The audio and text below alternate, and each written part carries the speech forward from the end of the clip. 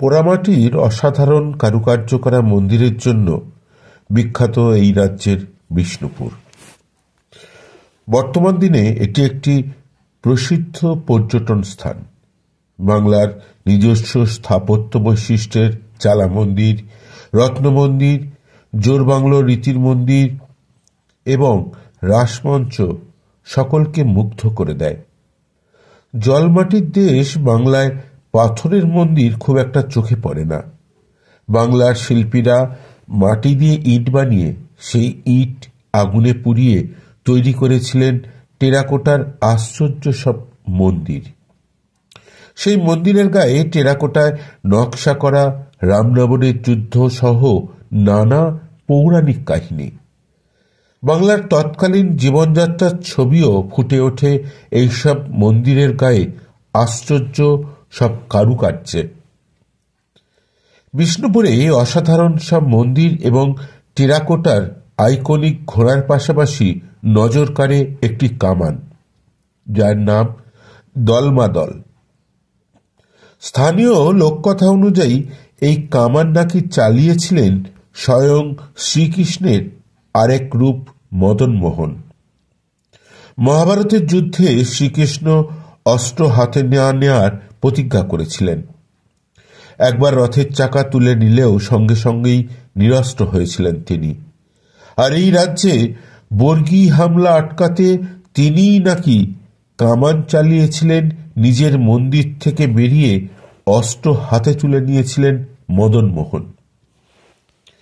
এইসব ঘটনা যে সময়ের, তখন বিষ্ণুপুর ছিল বীর মল্লরাজাদের রাজভূমি।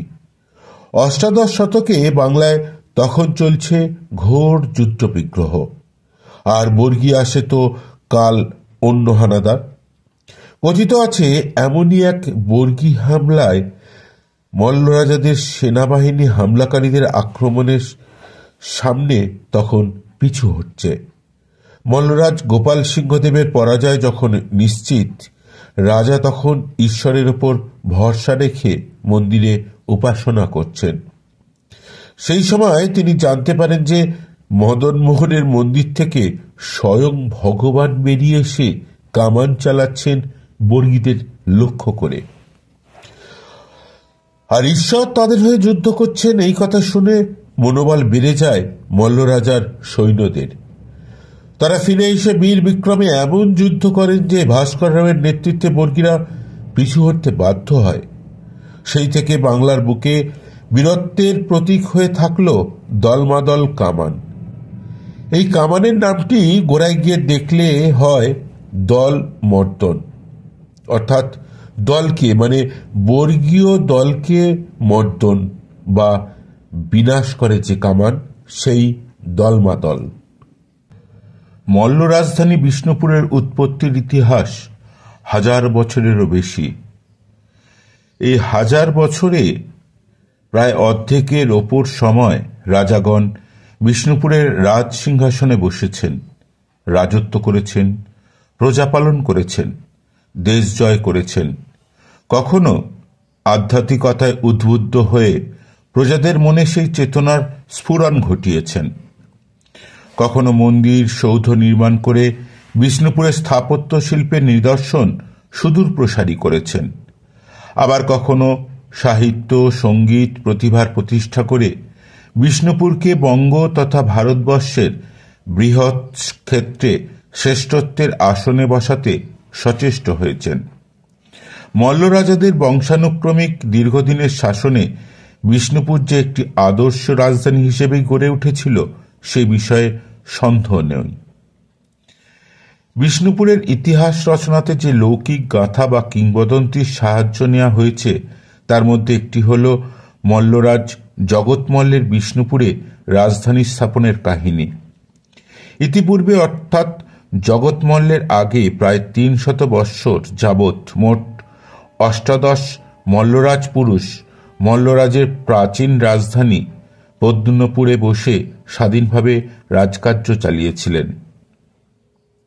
প্রথম মল্লরাজ আদিমল্লের জন্মবৃত্তান্ত ও সিংহাসন আরোহণ এক রোমহর্ষক ও রোমাঞ্চকর কাহিনী। কথিত আছে আদিমল্লের পিতা ক্ষত্রিয় বংশোদ্ভূত কোনো অখ্যাত নৃপতি উত্তর ভারত থেকে দক্ষিণ ভারত যাত্রাপথে প্রতিমধ্যে আসন্ন প্রসবা স্ত্রীকে নিয়ে কতুলপুরের নিকট লাউ গ্রামে একটি ব্রাহ্মণের গৃহে আশ্রয় গ্রহণ করেন। যদিও বা এক পুত্র সন্তানের জন্ম হল, কিন্তু স্ত্রী মারা গেলেন। অগত্যা সেই ক্ষত্রিয় নৃপতি নবজাতককে ব্রাহ্মণের পদতলে সঁপে বিদায় নিলেন। ছোট্ট শিশু একদিন বড় হল এবং শিক্ষা দীক্ষা বাহুবল সবেতেই আর 5 জনের থেকে স্বতন্ত্র রূপে নিজের পরিচয় দিতে লাগল। ক্রমে স্থানীয় রাজশক্তির সংস্পর্শে আসলে জানা গেল তার মতো মল্লযোদ্ধা ধারে কাছে কেউ নেই।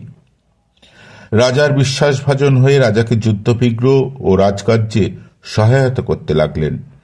একদিন রাজার ইচ্ছেতে এবং রাজ্যের সকল শুভানুদ্দায়ীদের অনুরোধে তিনি বসলেন রাজ সিংহাসনে।